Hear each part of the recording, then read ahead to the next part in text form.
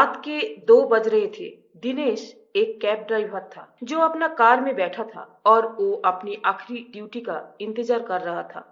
रात बहुत हो चुका था, उसके जम के नींद भी आने लगी थी। इंतजार और थकान के मारे उसका आंखें लग रही थी। उसी टाइम उसका फोन बजने लगा। फोन उठा के वो सुना किसी ने पास में जाने के लिए इस टैक्सी बुक किया था और वो लोकेशन भी भेज दिया था। दिनेश ने जाने के लिए खुद को तैयार करना शुरू किया। टैक्सी से उतर के नींद भागाने के लिए मुंह में पानी छिड़का और खैनी हाथों में मलते मलते एक गाने का धुन गुनगुनाते रहा। इसके बाद पिकअप लोकेशन के तरफ जाना शुरू किया। लोकेशन कुछ 1.5 किलोमीटर दूर था। डायरेक्शन के हिसाब से जाने के लिए दिनेश लेफ्ट टर्न लिया, पर लेफ्ट टर्न लेते ही दिनेश के सामने एक सुनसान रास्ता नजर आया। रास्ते के साइड में बड़े बड़े पेड़ हिल रहा था।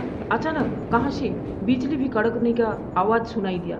जिस रास्ते से वो जा रहा था कच्चा रास्ता था, वहाँ लाइट भी नहीं था।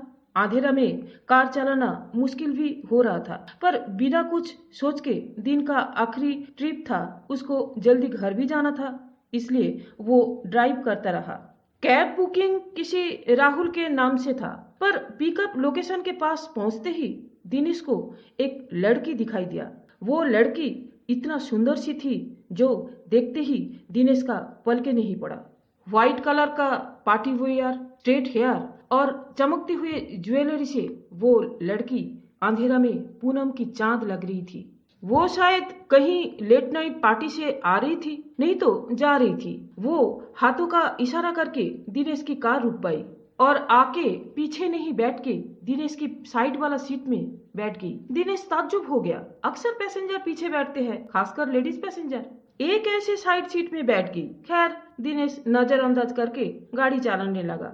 दिनेश अक्सर पैसेंजर गाड़ी में उठने के बाद एफएम रेडियो चालू करते हैं और गाड़ी चलाते समय खुद गुनगुनाते रहते हैं। आज भी वैसे किया।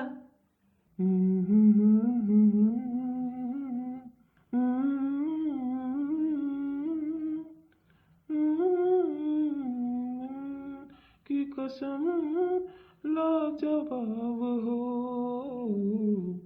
लड़की कुछ टाइम चुपचाप बैठी थी। अचानक कही, आपका आवाज बड़ी मीठी, आप गाना गाते हो क्या?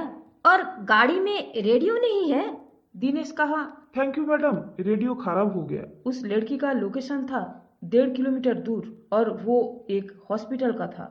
हॉस्पिटल का एड्रेस देखकर दिनेश को रहा नहीं गया। वो उस लड़की को पूछा, हॉस्पिटल क्यों जा रही है आप? क्या सब कुछ ठीक तो है? दिनेश का सवाल पहले तो लड़की अनसुना कर दिया, कोई जवाब नहीं दिया। पर कुछ दूर जाके लड़की ने कहा, मेरे हस्बैंड हॉस्पिटल में एडमिट है। ये सुनकर दिनेश को उस लड़की के लिए हमदर्दी महसूस हुआ। बस इतना सा बोल के वो लड़की बिल्कुल चुप हो गई और वो खिड़की से बाहर देखने लगी। दिनेश को लगा लड़की परेशान है और शायद इसलिए ज्यादा कुछ बोल नहीं रही। दिनेश भी कुछ नहीं बोलकर गाड़ी चलाता रहा। कुछ टाइम बाद वो लड़की बोलना शुरू किया। आज ही के दिन मैं और मेरा हस्बैंड राहुल 2 साल पहले ऐसे ही एक पार्टी से लौट रहे थे। बहुत खुश थे हम दोनों। उस दिन भी हम लोग एक कैब बुक करी थी, लेकिन इतना कहकर वो लड़की चुप हो गई। दिनेश कहा, लेकिन क्या? फिर से लड़की चुप हो गया। पर अचानक दिनेश की नजर गाड़ी का मिरर पर गया और वो देखा लड़की गायब। फिर वो घबराते हुए साइड सीट में देखा, लड़की वहाँ भी नहीं थी। पर दिनेश को डर और घबराहट के मारे पसीना आना शुरू हो गया। बड़ी मुश्किल से खुद को संभालकर जब रोड की तरफ देखा तब उसका रोंगटे खड़ा हो गया। लड़की रोड का बीचों बीच खड़ी थी। उसका बाल उड़ रहा था और अजीब सा मुंह बना रही थी। दिनेश ताज्जुब हो गया। चालू गाड़ी से लड़की उतरा कैसे? दिनेश मन ही मन सोचने लगा, ये कोई मामूली लड़की नहीं है, ये भटकते हुए आत्मा होगी।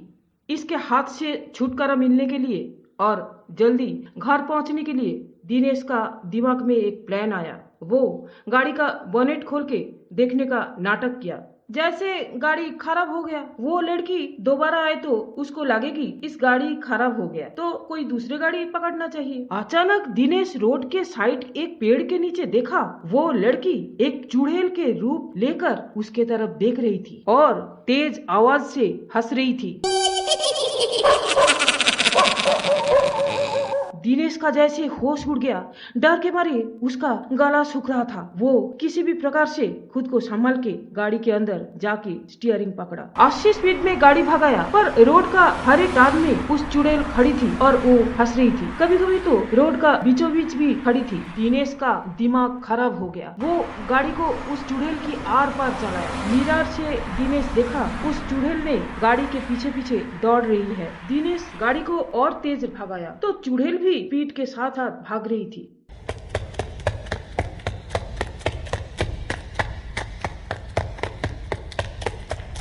दिनेश पीछे देखना ही बंद कर दिया। अचानक गाड़ी के छत के ऊपर तेज आवाज हुआ और दिनेश देखा चुड़ैल के एक हाथ उसका स्टीयरिंग व्हील के ऊपर रखकर खिड़की से अंदर आने के लिए कोशिश कर रहे हैं। दिनेश के हाथ स्टीयरिंग से खिसक पड़ा और गाड़ी डिसबैलेंस्ड होके साइड वाला डिवाइडर में मार दिया।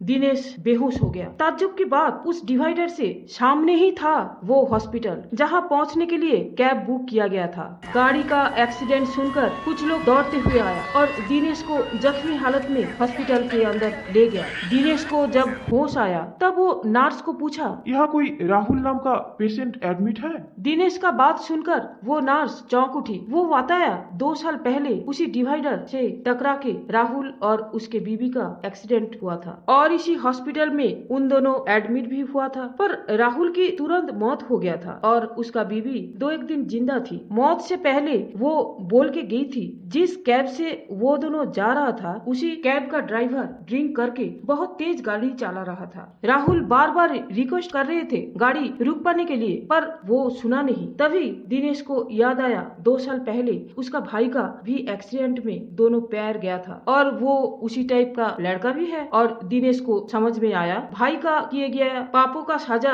उसको भुगतना पड़ रहा है। तो दोस्तों, यही था मेरे लिखी हुई कहानी। मैं हूँ सुचरिता, मिलती हूँ आप लोगों से अगली कहानी में। प्लीज आप लोग लाइक, शेयर और सब्सक्राइब कर दीजिएगा। धन्यवाद।